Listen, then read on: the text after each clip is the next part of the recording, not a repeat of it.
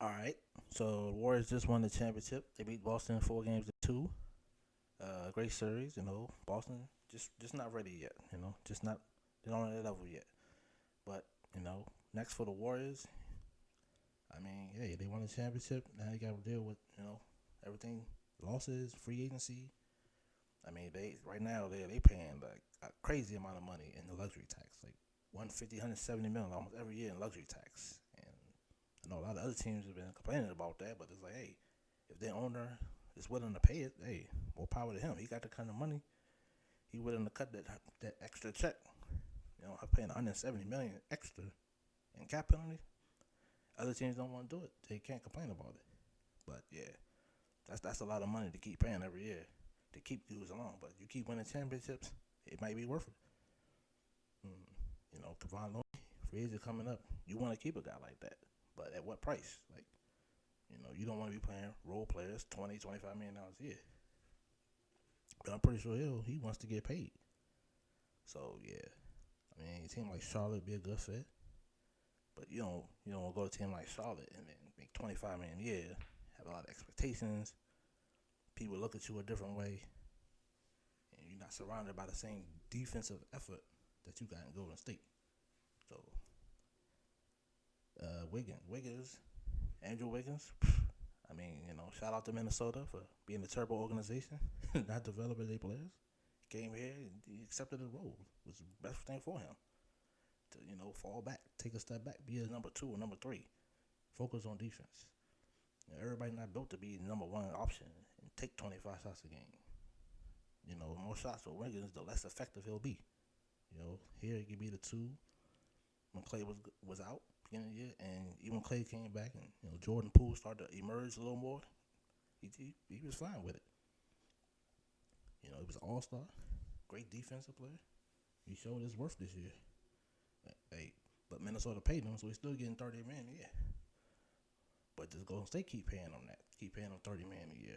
You know, I think if you find a good team, good playoff team that needs a solid, good number two, Miami team like that, yeah, you can try to work something out. But yeah, but you can keep them, let them go. I think they in a good position either way. They young talent, man. Moses Moody, Jordan Poole, James Wiseman. They would. James Wiseman didn't play all year. They won a championship without him. He's the number two pick in the draft last year, 2 years ago. And Jonathan Kuminga was 19 years old, unbelievable talent.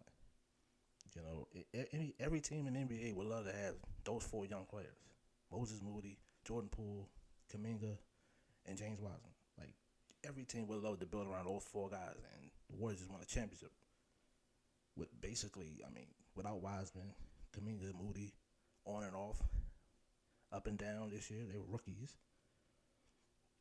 I mean, you got to pay Jordan Poole. That's going to happen, obviously. I mean, going forward, this team, that's a lot of young talent to build around. Especially you still got Steph, Clay, and Draymond. I mean, I don't. I mean, this could be another 2-3 year run with them. Yeah, but you pay Jordan Poole, he definitely get paid. You work something out with Wiggins, bring him back, get a sign and trade. You're gonna get something good in return. Do another Minnesota deal, get a find a team and give up their draft pick. Shout out to Minnesota, yeah. But yeah, the future is good. But that type of rotation. We got young guys, veteran guys. Young guys got some experience this year. I mean, they in a really, really good situation going forward to build upon. And if they're owner, like I said, the owner keep paying that luxury tax. If he cool with it, then they can keep this going. I mean, I think Iggy will probably retire. Yeah, probably be a coach. That's what he be. That's what he could at nowadays. Gary Payton II, yeah, got to bring him back. That dude. Yeah, if he didn't get hurt in the Memphis series, that would have been. Yeah, it wouldn't have mattered. John Morant. That'd have been a 4-1 series with him on the court. Yeah, Otto Porter, you want to bring a guy like that back, but you could bring some guy. You got a lot of versatility. You can find another big. If you lose Looney, but to go Wiseman, I mean James Wiseman, dude, number two pick in the draft, man. People don't forget about that. 7 foot dude, young, probably 20 years old. still growing, still athletic. You know, you put him in, you might lose something defensively, but the offensive end, you know, the lob threat, the rim running, the athleticism, ain't much scoring, and you know, he could be a shot blocker too. Yeah, that could be. I don't think they're gonna lose much. And Kaminga, I think Kaminga is just like a younger version of Andrew Wiggins. I ain't gonna say better, not yet, but he could be that athletic 6'8", still growing. You know, who knows how he might be 6'9" next year. You know, still growing, young kid, getting better. Yeah, this Jordan Poole, you see his development in Golden State, Wiggins' development. I love Moses Moody. I think he's gonna be another Andre Iguodala, young 3-and-D type of player. So those four young guys going forward, I mean, if they only had those four guys going forward, people, I'd be excited if I was a Warriors fan. You know, they just won a championship, so you got that plus them young guys. Yeah, and it comes down to it. You know, what are you gonna do? You gonna pay Looney?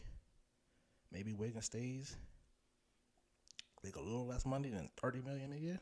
I mean, yeah, it's gonna be scary.